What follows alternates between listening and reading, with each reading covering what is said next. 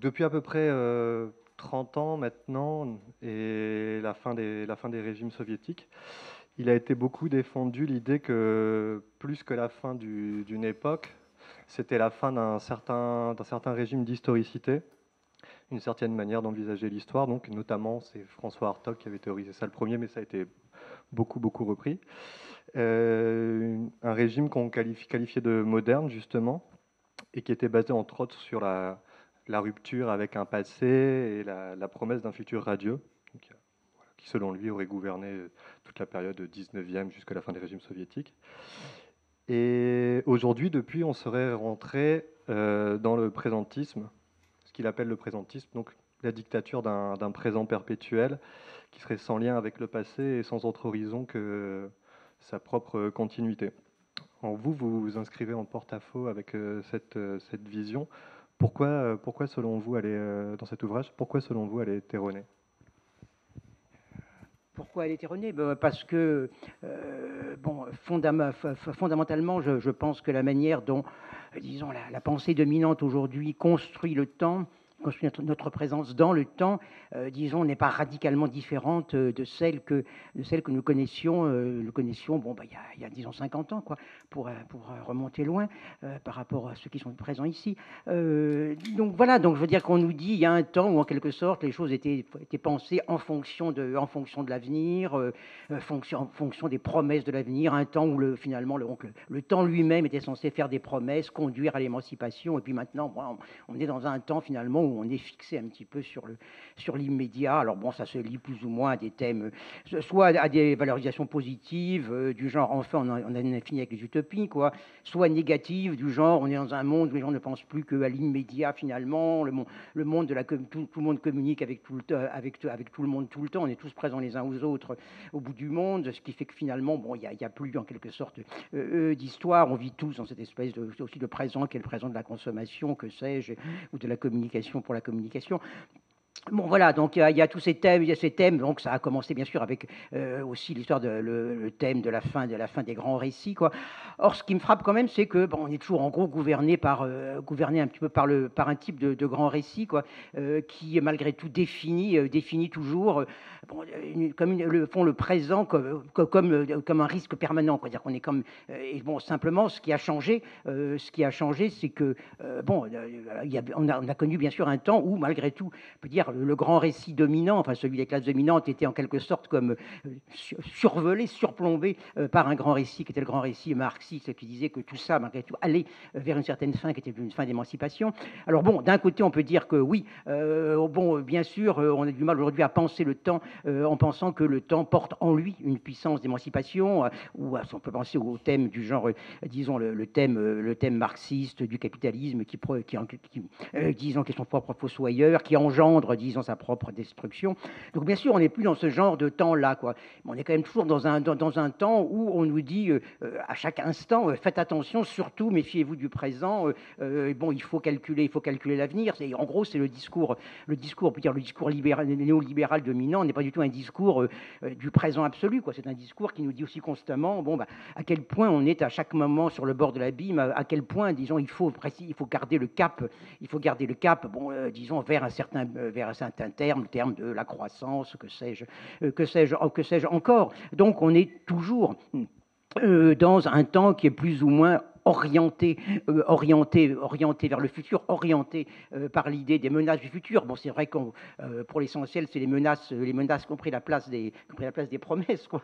Mais malgré tout, disons, on est toujours dans cette espèce d'injonction, en quelque sorte, d'avoir à penser aux conséquences de ce que nous faisons aujourd'hui, et avec toujours l'idée, bon, si on prend le grand thème de la réforme, le grand thème dit libéral de la réforme, il y a toujours disons, cette idée en quelque sorte, une espèce de bonne gestion du temps, quoi. La réforme, c'est pas simplement le fait qu'on fait des réformes, c'est qu'on instaure une sorte de gestion du temps dans lequel le temps va, on peut dire, comme à nouveau, ou bien d'une autre manière, produire de la prospérité, à condition, bien sûr, précisément que on ne s'oppose pas, on ne fait pas entrave à cette marche du temps, quoi. On peut penser à la manière dont, par exemple, disons, le thème, si on prend le thème marxiste, disons, des petits des classes des classes en déclin qui font obstacle au progrès. On pense à ce thème de la petite bourgeoisie qui se sent menacée, qui fait obstacle au progrès, qui se cramponne au passé, à ses privilèges, à des choses archaïques, quoi. On voit bien que c'est comme ça que ça a été entièrement repris, disons, contre tous les mouvements sociaux, quoi. Ça a commencé en 95 très fortement, et justement en 95, quelques années après 89, quoi, c'est-à-dire on a commencé effectivement à avoir comme ce nouveau, on peut dire grand discours où, disons, les classes un peu arriérées qui se cramponnent, disons, à un passé qui est révolu. Bon, c'est devenu dans le discours dominant, précisément tous ces ouvriers qui voudraient toujours être payés comme dans le temps, qui voudraient avoir la retraite comme dans le temps, tous ces travailleurs qui voudraient effectivement, précisément, disons, avoir une gestion du temps où il y a un rapport bien fixe entre le temps du travail et puis le temps et puis le temps de la paye, le temps du travail et le temps de la retraite, bon, et ainsi de suite. Bon, et je pense que comme beaucoup de gens, enfin du moins des gens qui étaient à l'époque à la fois vivants et disons ayant déjà un certain âge, quoi. J'ai été en 95 particulièrement frappé par la manière dont, disons, tant de gens formés véritablement à la pensée marxiste ou à la pensée progressiste en général, quoi, sont venus véritablement à l'époque au secours, disons, à l'appui du gouvernement Juppé en disant bon, voilà, maintenant il faut être sérieux, il faut être raisonnable, il faut vraiment effectivement s'installer dans le temps dans lequel on vit. Donc on va pas inciter ces travailleurs, ces syndicats et tout ça, ou bien tous ces gens en mouvement à revendiquer toujours des privilèges qui sont complètement dépassés. Voilà, et donc on a vu cette espèce de moment en quelque sorte comme de bascule, on peut dire, où justement l'idée marxiste de la nécessité historique, il y a le progrès est là, malgré tout le changement est là, il faut s'y conformer, quoi. Ça a passé effectivement d'une sorte de pensée d'un progrès orienté vers un futur d'émancipation à l'idée de l'acquiescement à l'ordre des choses tel qu'il est géré par les pouvoirs d'en haut. Alors, l'une des thèses principales de votre livre, enfin même la thèse principale, est que ce qui est commun au grand récit, on vient de dire comme au récit opposé qui prétend les avoir abolis, que je présentais tout à l'heure, c'est une division au sein du temps lui-même, une hiérarchie des temporalités et des formes de vie, et une hiérarchie que justement pourtant la science de l'histoire marxiste, elle prétendait vouloir abolir. Est-ce que vous pouvez un peu développer cette idée ? Essayer. Oui, non, ce que j'ai dit effectivement, c'est qu'on est toujours dans un certain type de récit, un certain type de récit du temps. Et ce récit du temps, je pense que on peut effectivement le renvoyer quand même au père de la rationalité fictionnelle en Occident, c'est-à-dire Aristote, quoi, c'est-à-dire à l'idée toujours que voilà, le temps, le temps est ce qui va effectivement faire osciller les gens de la fortune à l'infortune ou le contraire, et puis les faire généralement de la fortune à l'infortune, quoi, et les faire osciller en même temps, disons, de l'ignorance au savoir. Il y a ce grand schéma, on peut dire, fictionnel, qui est le schéma fictionnel par excellence, quoi. À savoir, finalement, on paye toujours, finalement, on paye toujours le prix de ses ignorances, et bien sûr, on découvre qu'on en paye le prix au moment où on paye ce prix, quoi. Donc, il y a toujours cette espèce de grand schéma, en quelque sorte, où on peut dire, qui est, au fond, ce grand schéma, au fond, où il y a une espèce comme de fiction dominante, qui est la fiction du retournement, quoi, c'est-à-dire celui qui pense être heureux, précisément, va se tromper en pensant qu'il est heureux, et va bien sûr, disons, du fait même de sa prospérité, tomber dans le contraire parce qu'il ignore, et puis effectivement, au bout du compte, il ignorera, quoi. Et donc, ce que j'essaie de montrer, c'est que font cette espèce de division entre deux formes du temps, qui est tout, il y a une petite division entre deux formes du temps qui soutient tout ça, quoi. C'est-à-dire que, notamment, toujours pour en remonter, comme j'aime à le faire à Aristote, quoi, c'est que dans Aristote, précisément, au fond, l'idée même d'une rationalité du temps est liée justement à la possibilité de construire un ordre causal du temps et précisément opposé au temps des choses qui arrivent l'une après les autres. Donc il oppose ces deux temps, quoi, le temps où les choses arrivent comme conséquence d'un enchaînement nécessaire ou vraisemblable, et puis le temps où les choses arrivent les unes après les autres, quoi. Or, bien évidemment, on peut dire que ce temps des choses qui arrivent les unes après les autres, c'est le temps des gens ordinaires, quoi. C'est le temps, effectivement, justement, des gens qui sont supposés vivre dans la répétition, quoi. Et d'une certaine façon, on peut dire que oui, la problématique moderne de l'émancipation, bon, elle advient au moment où les gens qui sont censés vivre dans le monde de la, disons, dans le monde du quotidien, dans le monde de la répétition, dans le monde de l'ignorance, malgré tout, bon, un petit peu passe le nez par-dessus, quoi, et puis décident qu'ils peuvent vivre dans un autre temps, essayent de vivre un autre temps, quoi. Alors bon, ce qui m'intéresse, c'est la manière dont, au fond, le marxisme rend compte de ça. C'est-à-dire, d'une certaine façon, le marxisme bon, décide que oui, bon, effectivement, il n'y a qu'un seul temps, et que au fond, la rationalité même du temps commun, elle se passe justement dans ce monde obscur de la production, de la production matérielle. Donc, en un sens, on peut dire qu'elle reproduit, elle contredit d'une certaine façon le vieux schéma, on peut dire le vieux schéma d'opposition des deux formes de temporalité, quoi. Mais elle le contredit pour disons, le réintroduire d'une autre manière, quoi. C'est-à-dire que d'un côté, bon, elle met, on peut dire, tout le monde, on peut dire, d'une certaine façon, à l'intérieur d'un même temps, qui est le temps déterminé par le processus de production, et en même temps, bien sûr, dans ce temps supposé homogène, bon, elle introduit cette espèce de partage entre ceux qui savent et ceux qui ne savent pas, quoi. C'est-à-dire ceux qui, précisément, ont la perception du processus, donc voient le processus comme un ensemble de causes et d'effets enchaînés, quoi, et puis ceux qui vivent au jour le jour, quoi. Et d'une certaine façon, on voit bien que bon, la théorie marxiste de l'idéologie, c'est toujours une théorie, bon, qu'ils ont précisément, qui dit que les gens qui vivent dans le monde du quotidien, dans le monde du travail, dans le monde de la répétition, dans le monde, que sais-je, le monde du ménage, dans ce monde-là, quoi, nécessairement, ces gens, ils vont toujours voir les choses tomber les unes après les autres, et du même coup, bien sûr, ne jamais les comprendre, quoi. Or, fondamentalement, ce qui me paraît peut-être peu, qui a toujours été au cœur du marxisme, c'est d'un côté, disons, de proclamer une certaine, disons, division, une certaine destruction de la hiérarchie des temps, quoi, et en même temps de reproduire cette hiérarchie, finalement, entre un type de temps qui est un type de temps rationnel, bon, qui n'est connu que par ceux qui ont l'intelligence générale du mouvement, et puis un type de temps qui est censé être un temps irrationnel, ou un temps comme ça de la pure succession, bon, vécu effectivement par tous les individus qui, bêtement, tous les jours, doivent se lever pour aller au travail, et puis voilà, puis ça continue tous les jours, quoi. Alors, vous parlez à un moment donné de la notion de crise qui est utilisée aujourd'hui d'un bout à l'autre de l'échiquier politique, et dans un sens très différent que celui de l'époque qui lui était donné à l'époque de Marx.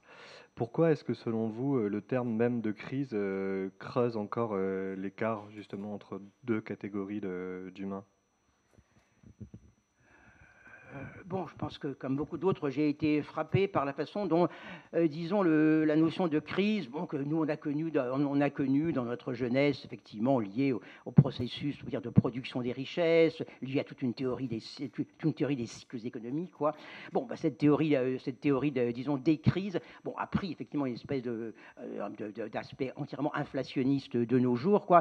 Et prenant cet aspect inflationniste, du même coup, bon, c'est comme séparé, en quelque sorte, séparé précisément de son ancrage dans une théorie des cycles économiques, son ancrage justement dans une certaine idée aussi, bon, finalement, qu'un ordre peut produire sa propre destruction, quoi. Bon, la façon dont la crise maintenant est instrumentalisée, je pense que c'est quand même très frappant. C'est-à-dire que d'un côté, bon, la crise est devenue quelque chose comme un état pathologique, quoi. C'est-à-dire que maintenant, non seulement, bien sûr, on décrète la crise de n'importe quoi. Bon, on parle d'une crise des migrants. En quoi c'est une crise, quoi, le fait qu'il y ait des gens qui passent la frontière, même le fait qu'ils y laissent leur vie. Pourquoi appeler ça crise, quoi, de même. Bon, on parle d'une crise climatique aussi. Bon, voilà, on parle de toute chose, finalement, en quelque sorte, toute chose qui est censée aller mal ou causer des problèmes, quoi, et penser sous l'angle de la crise, quoi. Ça veut dire quoi, finalement, c'est qu'au fond, derrière, disons, du vieux concept, on peut dire, bon, marxiste, ou du concept économique plus large de crise économique, de crise vraiment dans les cycles de la production du capital, on est passé à autre chose, quoi, à savoir l'idée d'une sorte de pathologie, disons, globale de nos sociétés, quoi. Bon, ça veut dire quoi, fondamentalement, qu'on a comme restauré une espèce de sens médical de la notion de crise derrière disons, le sens économique, quoi, et en même temps en contredisant complètement le sens que le mot de crise avait aussi dans la tradition médicale, quoi. Dans la tradition médicale, la crise, c'est la fin de la maladie, quoi. C'est-à-dire, la crise, c'est le moment où, bon, bah, ça y est, le docteur a mis toutes les drogues, et maintenant, bah, il dit disons, aux proches du patient, maintenant, vous attendez, quoi. Vous attendez, bon, ou bien effectivement il va crever, ou bien il va être guéri, quoi. Or, on voit bien que maintenant, c'est pas du tout ça, la crise. La crise, c'est plus du tout la fin de la maladie, c'est la maladie elle-même, quoi. C'est-à-dire, et précisément, tout étant appelé du nom de crise, on a une espèce, en quelque sorte, de description de tout phénomène social, politique, idéologique, que sais-je, en termes de crise. Et bien sûr, à ce moment-là, si crise veut dire maladie, bon, il est bien évident que il faut quand même que les médecins soient là pour surveiller, quoi. Donc effectivement, bon, le terme de crise creuse une espèce d'écart entre ceux qui sont censés effectivement être malades, mais pas savoir qu'ils sont malades, pas se rendre compte que leur comportement est maladif, quoi. Et puis bien sûr, disons les quelques-uns, bon, ceux qui savent, et c'est-à-dire essentiellement ceux qui gouvernent, quoi, qui eux bien sûr sont à la fois produisent les tas de choses appelées crises, mais qui en même temps sont censés être les médecins, selon cette espèce de vieille logique un peu de vieille logique un peu de comédie, quoi. Effectivement, où c'est le médecin qui produit la maladie pour pouvoir soigner la maladie, et ainsi de suite, quoi. Voilà, donc effectivement, je pense que voilà, la crise devient comme la menace qui pèse toujours sur nous, la culpabilité qui pèse toujours sur nous, quoi. Si on fait un pas de trop, si on demande un sou de trop, voilà, si on une revendication en trop, bien sûr, on va être, disons, un fauteur, à la fois un fauteur de crise et en même temps un témoin de la crise, quoi. Donc voilà, je crois qu'effectivement, c'est cette espèce d'usage complètement, disons, expansionniste du terme de crise, oui, est une manière au fond, de consacrer une société qui est une société, en gros, où on considère qu'il y a une espèce de multitude immense, effectivement, de malades, et puis quelques médecins qui essayent, héroïquement, de nous sauver. Alors, je voudrais qu'on revienne un petit peu sur la notion de hiérarchie de temporalité. À un moment donné, vous dites il faut repenser la justice du temps à travers ce qui en est le cœur, la hiérarchie des temporalités, mais aussi la lutte pour l'abolir. Et plus loin, vous ajoutez l'émancipation est d'abord une reconquête du temps, une autre manière de l'habiter. Alors, qu'est-ce qu'on peut opposer justement à cette hiérarchie des temporalités? Vous prenez plusieurs exemples hétéroclites. D'abord, celui d'un menuisier, les manuscrits d'un menuisier, Gabriel Goni, qui est publié aussi à la Fabrique récemment, ça s'appelle Le philosophe plébéien. Et la littérature moderne, mais aussi les rassemblements sur les places. Oui, non, mais je pense que, disons que, il y a effectivement, je pense que les moments peut-être significatifs, disons, du point de vue de l'émancipation, ou peut-être même du point de vue simplement de l'histoire moderne, sont les moments justement où on est plus simplement dans cette espèce de récit linéaire du temps, avec ce qu'il comporte effectivement de hiérarchie, mais où précisément, tout d'un coup, il y a des gens qui se mettent à sortir en quelque sorte du temps dans lequel ils sont assignés, ou à bousculer l'ordre normal du temps, quoi. Effectivement, j'avais beaucoup travaillé, j'en ai beaucoup parlé, donc je ne vais pas trop revenir là-dessus, mais j'avais effectivement repris un petit peu dans ce livre ce que j'avais analysé sur les manuscrits donc, du menuisier Goni, donc des manuscrits écrits dans les années 1840 à peu près, quoi, des manuscrits sur la journée de travail, où ce qui est intéressant, c'est justement la manière dont la journée de travail, qui en principe, justement, du point de vue de la hiérarchie des temps, c'est toujours la même chose, c'est le temps répétitif, et il n'y a rien à en dire, quoi. Il n'y a rien à en dire, et il entreprend d'en dire quelque chose, quoi. Ils font de construire ce temps disons, de la journée de travail comme un temps où à toute heure il peut se passer quelque chose, comme à toute heure en quelque sorte la manière même dont on exerce ses mains, dont on occupe le temps, dont on occupe l'espace du travail, est une manière qui peut soit finalement en quelque sorte comme reproduire la servitude qui est le cadre en quelque sorte dans lequel s'exerce le travail, soit conquérir de la liberté. Donc on peut dire ce qui est intéressant justement, c'est que si on pense à Marx, à la journée de travail, il s'agit plus simplement de penser la division de la journée de travail, en temps dans lequel le travailleur, reproduit sa force de travail, et puis temps dans lequel il produit de la plus-value, quoi. Non, il y a une autre division tout d'un coup. C'est précisément comme le temps vécu de l'ouvrier est un temps qui se divise de l'intérieur, et où précisément à chaque instant il y a cette espèce de conflit entre une possibilité de liberté gagnée ou bien, disons, une normalité normalité, de servitude reprise, quoi. Bon, ça c'était bon. J'ai essayé toujours de montrer comment ces espèces de travail sur le temps, la reconquête du temps, quand même, était très important dans l'histoire de l'émancipation ouvrière, quoi. C'est-à-dire que l'émancipation ouvrière, c'est pas simplement des gens qui décident que ils sont trop mal payés, qui vivent trop mal et qui vont se mettre ensemble et se battre pour ça. C'est aussi des gens qui décident qu'ils ont envie de vivre une autre vie, et vivre une autre vie, c'est d'abord aussi, disons, occuper un autre temps, quoi. Bon, j'ai parlé aussi, bien sûr, de la littérature moderne en tant que précisément la littérature moderne rompt avec le temps des grandes actions, le temps des grands personnages, pour s'enfoncer en quelque sorte justement dans ce temps infime, on peut dire, où justement des individus essayent un petit peu de se cogner aux vitres du temps, où ils essayent de passer de l'autre côté, de vivre une autre vie que celle du temps auquel ils sont assignés, quoi. Donc ça c'est effectivement ce que j'avais étudié, notamment à travers un certain nombre de livres sur la littérature, comme les bords de la fiction, ou comme Le fil perdu, quoi. J'avais aussi quand même essayé de repenser, c'est justement le rôle des journées révolutionnaires, quoi. Le fait que s'il y a effectivement un temps, je dirais que s'il y a un temps peut-être politique spécifique, tourné vers un temps en quelque sorte, on va dire orienté par l'émancipation, disons, c'est pas justement le temps du processus global, mais c'est le temps qui est construit par ces moments où tout d'un coup, disons, plus rien ne fonctionne normalement, quoi. Alors c'est les grandes journées révolutionnaires du passé. Ça a été aussi mai 68, quand même, ce qui était frappant, c'est que rien ne fonctionnait, quoi. Tout d'un coup, plus rien ne fonctionnait. C'était comme une société qui était en grève, quoi. C'est-à-dire toutes les formes de hiérarchie qui normalement structurent le temps, plus rien, en un certain sens, n'existait, quoi. Et bien sûr, c'est quelque chose qu'on a revu un petit peu aussi peut-être dans justement un petit peu les mouvements d'occupation, les mouvements des places, disons donc depuis 2011, quoi. À savoir que peut-être que s'il se crée de la politique d'émancipation, ça se crée justement non pas comme conséquence du développement long du temps, du développement long du processus du capital, du développement long de la transformation des classes sociales, mais disons, ça se crée à partir de ces moments où le temps se trouve interrompu, quoi. Et voilà donc.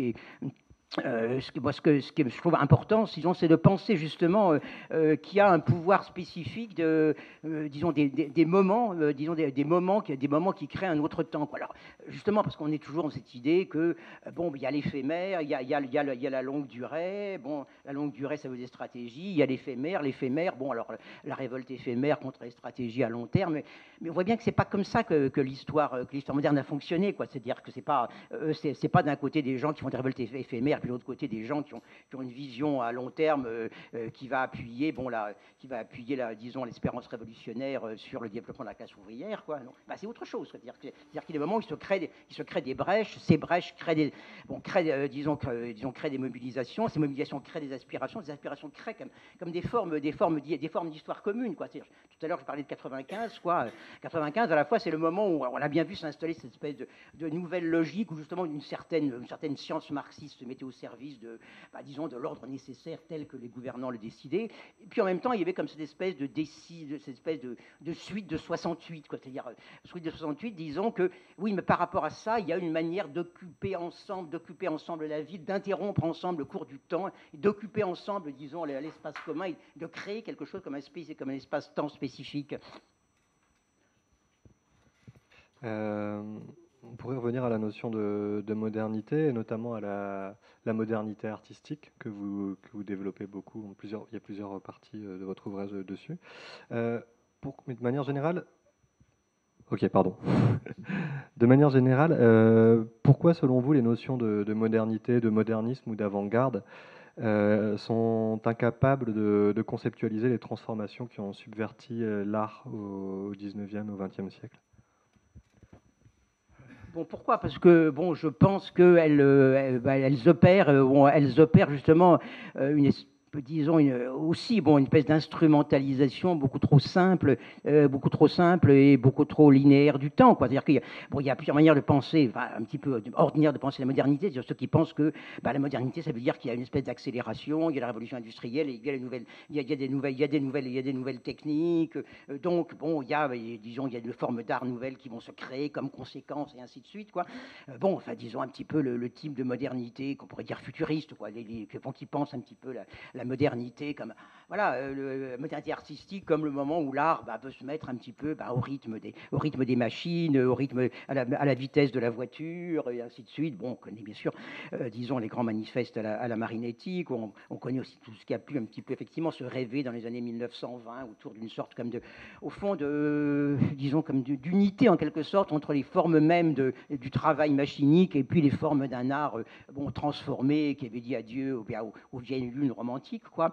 Et puis il y a aussi une autre manière de penser le temps aussi sur un mode linéaire, quoi, qui est qui est ce qu'on appelle le modernisme artistique au sens strict, quoi.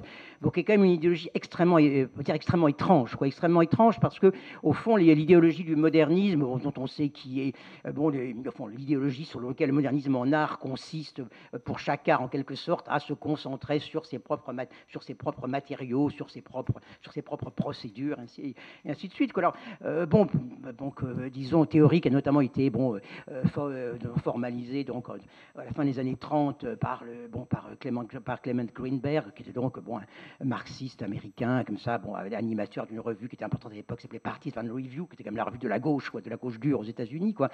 Et donc l'argumentation de Greenberg est tout à fait extraordinaire parce que il dit avec le développement du capitalisme, les artistes finalement précisément ne peuvent plus communiquer avec le public sur un socle de valeurs communes. Bon, ça c'est un vieux thème hegelien, en fait, qui reprend.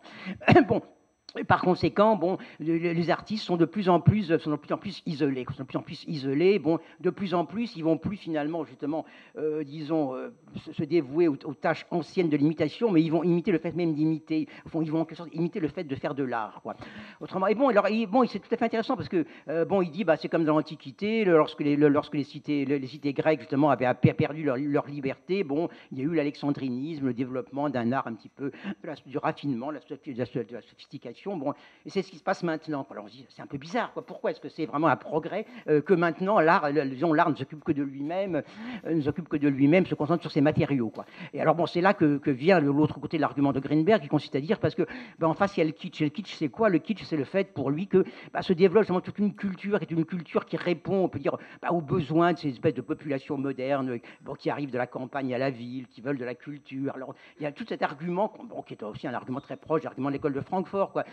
Disant que la culture est la haute culture est menacée par tous ces gens, quoi. Tous ces gens, ces fils de paysans, ces fils d'ouvriers qui maintenant ont du temps. C'est là qu'on retrouve le temps, quoi. Enfin, il y a toujours cette idée, justement, que quand les gens qui n'avaient pas de temps ont du temps, ça devient grave, ça devient dangereux, quoi. Et ça prend effectivement l'idée chez Greenberg que oui, c'est le fait que les ouvriers maintenant, ils sont à l'usine, donc à l'usine ça ferme à une heure déterminée. Enfin, du moins leur travail à eux s'arrête à une heure déterminée. Donc ils ont du loisir, donc ils veulent de la culture. Alors bien sûr, qu'est-ce qu'il va leur répondre?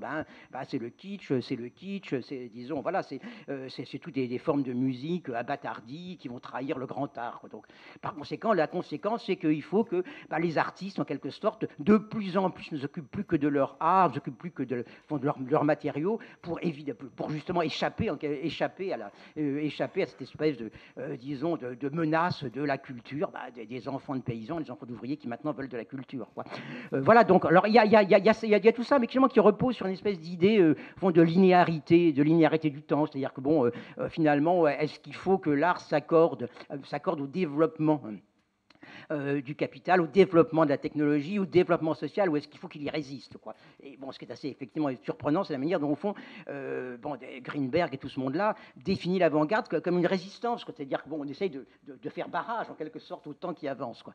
Alors ce que j'essaie de dire, c'est que peut-être l'avant-garde, historiquement, ça n'a pas été ça du tout, quoi. Du moins ce qu'on met sous ce nom, quoi. Ça a été quelque chose de tout à fait différent, à savoir justement une espèce de manière de raccorder, en quelque sorte, des temps qui justement sont comme ne sont pas en accord les uns avec les autres, quoi. Donc parce qu'au fond il y a tout justement, alors je crois qu'en face cette espèce d'analyse de la linéarité du développement du monde moderne, etc., il y a des analyses beaucoup plus intéressantes qui sont des analyses de la division de la modernité, quoi. C'est ça que j'avais notamment repris en prenant des textes, des vieux textes d'Emerson qui ont en même temps l'avantage d'être contemporains exactement de Marx, quoi. C'est-à-dire qu'au même moment où Marx dit l'Allemagne est une situation bizarre, à savoir elle est est théoriquement en avance et socialement archi en retard, quoi. Et c'est pour ça qu'elle fera la révolution, quoi.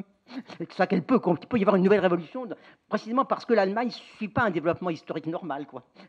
La pensée y est en avance et puis les structures sociales restent complètement féodales, quoi. Et à la même époque, bon, Emerson dit, bon, il peut y avoir quelque chose de grand qui se passe aux États-Unis sur le plan de l'art, sur le plan du poème, parce que aussi, on est aussi dans une espèce d'écart absolu, en quelque sorte, entre un développement matériel qui est complètement anarchique et puis, disons, un développement spirituel qui n'est pas encore là, quoi. Et au fond, l'idée qu'il développe, au fond, c'est que, au fond, l'art qui est à créer, c'est un art qui sera comme l'espèce de, justement, disons, comme de liens spirituels entre tous ces phénomènes qui sont complètement discordants, entre ces temps qui sont complètement discordants, quoi. Et moi, ce qui me frappe, c'est la manière dont, au fond, justement, ces espèces de formes d'art moderniste qu'on a vues un petit peu à l'époque de la Révolution russe, ou un peu après, quoi, que souvent, justement, on ramène à une espèce de fascination pour la machine, le taylorisme, la vitesse et tout, participe un peu de ça, à savoir comme une espèce de discordance des temps, quoi. C'est pour ça, notamment, que Vertov joue un rôle important dans ce, disons, dans ce petit livre, il est présent finalement à trois lieux du même livre, parce que justement, bon, ça a l'air d'être une espèce de symphonie simpliste, voilà, mais non, c'est des machines et tout ça, d'adoration des machines, mais non, d'une certaine façon, qu'est-ce qui est tout à fait frappant chez Vertov, c'est la manière dont il crée comme un rythme commun pour des temporalités qui sont complètement hétérogènes les unes aux autres, quoi. Donc, ce qui fait dans l'homme à la caméra, où on va voir finalement, au fond, créer comme une espèce de rythme temporel, bon, qui est extrêmement rapide, mais pas très rapide pour imiter les machines, mais très rapide pour arriver en quelque sorte à mettre au même rythme des activités qui sont par ailleurs complètement hétérogènes, qui appartiennent à des mondes hétérogènes. Donc, bon, aussi bien, disons, l'activité de la manucure dans le salon de beauté, que l'activité du mineur, que l'activité de l'ouvrière sur la chaîne, que l'activité du caméraman lui-même ou de la monteuse. Voilà, donc, bon, c'est encore plus frappant dans l'autre film de Vertov qui est disons un sixième du monde, quoi. Bon, qui a été vraiment, qui a fait vraiment un choc évidemment en URSS, parce que c'était commissionné par le ministère du Commerce extérieur, quoi. Donc pour montrer qui pensait que Vertov allait montrer un petit peu les progrès donc pour la 11e année, non, avant c'était autre chose, la 6e partie du monde. Mais bon, qui pensait qu'il allait montrer un petit peu les progrès justement, la modernité de l'industrie soviétique, et puis, disons, la plupart des plans du film de Vertov se passent dans les républiques soviétiques d'Asie centrale. Et donc, on y voit des choses incroyables, des espèces de pêcheurs qui tirent leurs filets, des nomades qui mangent de la viande de renne crue, qui tirent à l'arc, des musulmans en prière. Enfin bon, toute une série, disons, de phénomènes qui, bien sûr, sont complètement choquants du point de vue de la vision, on peut dire, progressiste à leur dominante, quoi, et que, bon, il met délibérément ensemble. Alors, et ce qui est intéressant, justement, c'est la manière dont il construit son film, notamment avec le rôle des mots, quoi, le rôle des mots, et le rôle des mots qui vont comme ça grossir, quoi, pour justement créer une espèce d'union, de liaison entre tous ces gestes qui apparemment ont l'air d'appartenir quand même à un monde passablement archaïque, pastoral, et bon, pour le dire vite, sauvage, quoi. Et puis, non, justement, il dit c'est ça en quelque sorte. Nous construisons ensemble, disons, le nouveau monde communiste, quoi. Nous le construisons précisément dans cette espèce d'équivalence qui est posée entre tout, quoi. Alors voilà, bon, je veux dire qu'on voit à ce moment-là que, bon, ce qui a l'air d'être une espèce d'éloge simpliste du modernisme, du temps nouveau, est en fait une espèce de construction qui met ensemble des temps qui sont des temps hétérogènes.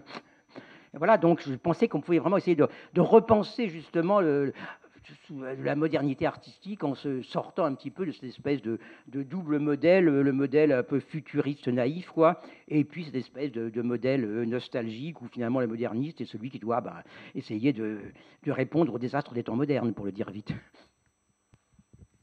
Et vous parlez aussi un petit peu, enfin moins longuement du coup, mais à la même époque d'un autre grand cinéaste russe, Eisenstein, qui lui a une autre critique, la conception du temps que développe Vertov, est plutôt dans une désynchronisation des temps. Oui, oui, ce qui est intéressant, c'est qu'on peut dire ils sont en complet désaccord, mais dans leur complet désaccord, ils sont aussi en complet désaccord avec toute ligne justement précisément progressiste, puisque bon, effectivement, Vertov, bon, notamment crée cette espèce de symphonie ultra rapide, disons des machines, comme justement comme tissu sensible, tout tissu sensible un petit peu d'un nouveau monde commun, quoi.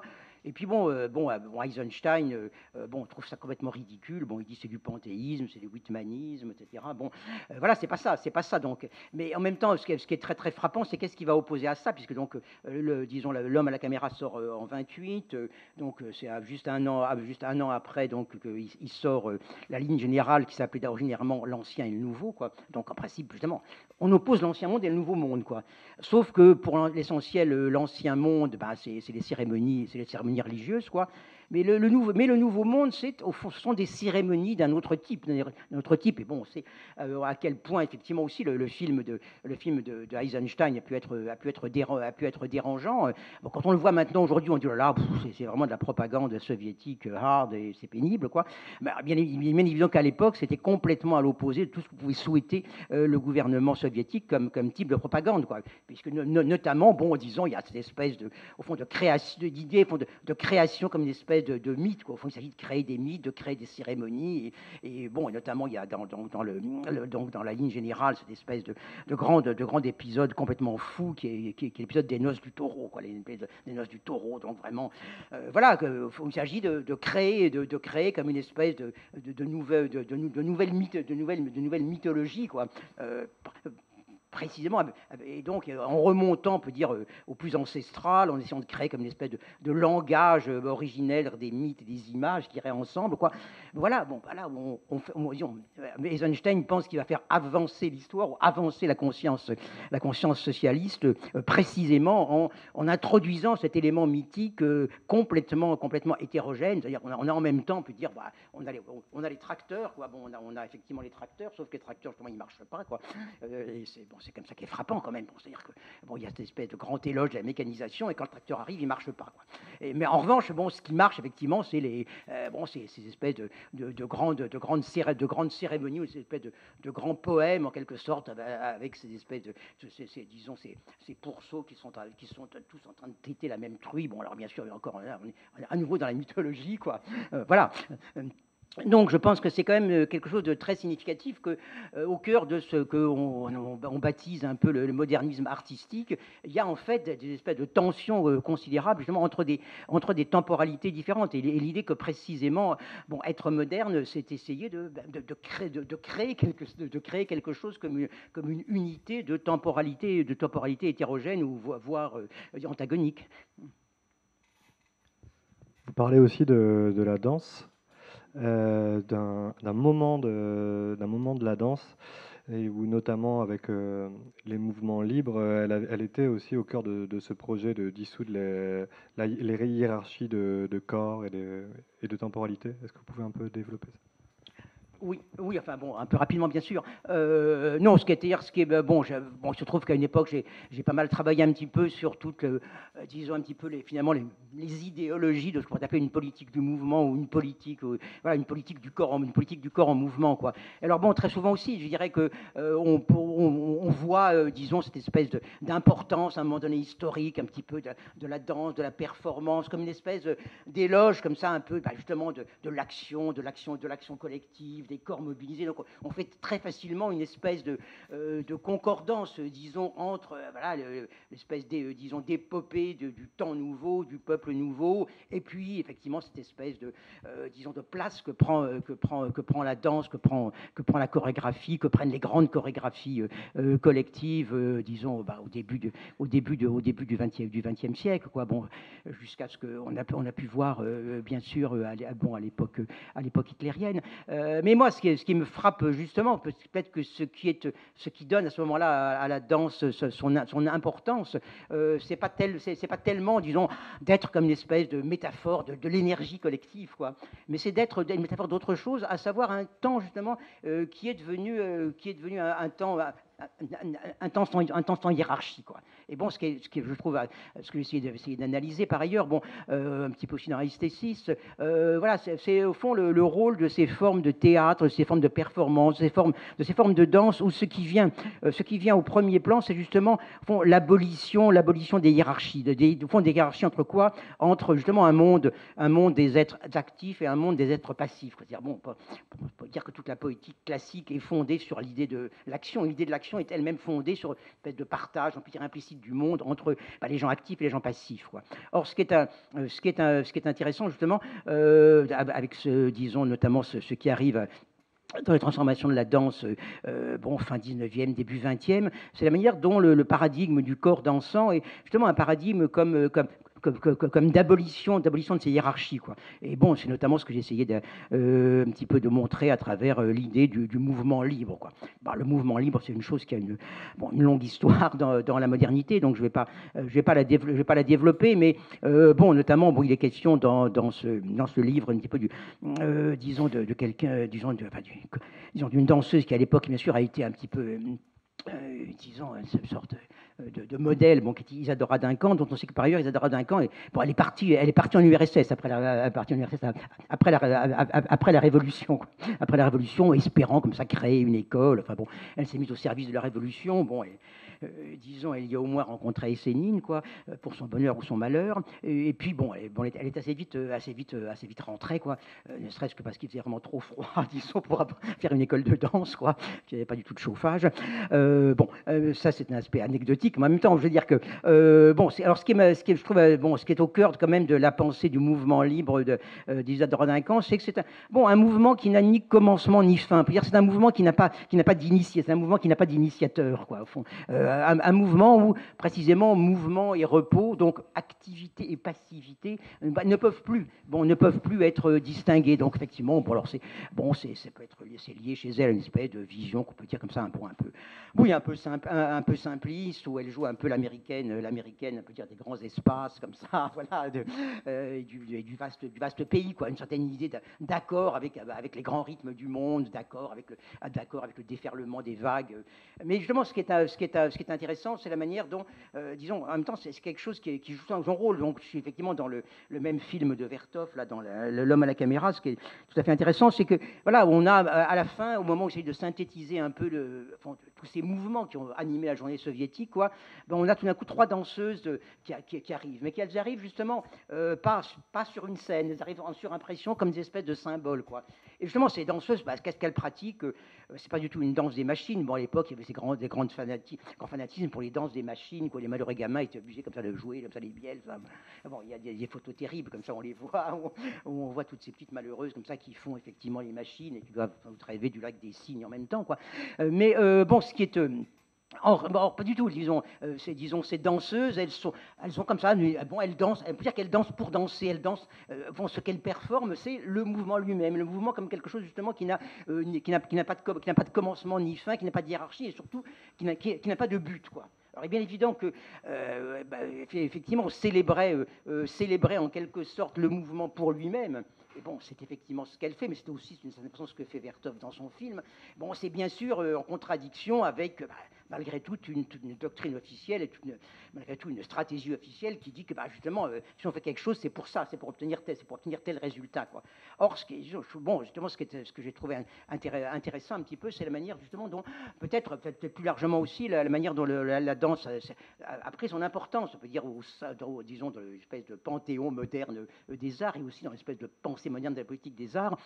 C'est que c'est pas du tout comme on le pense souvent, comme une espèce de, disons, d'art un petit peu énergisant, quoi. C'est plutôt comme un art, d'une certaine façon, déhiérarchisant, défaisant une hiérarchie du temps, et justement, peut-être aussi, au fond, même, éventuellement, bon, critiquant, comme ça, un certain fanatisme du mouvement, quoi.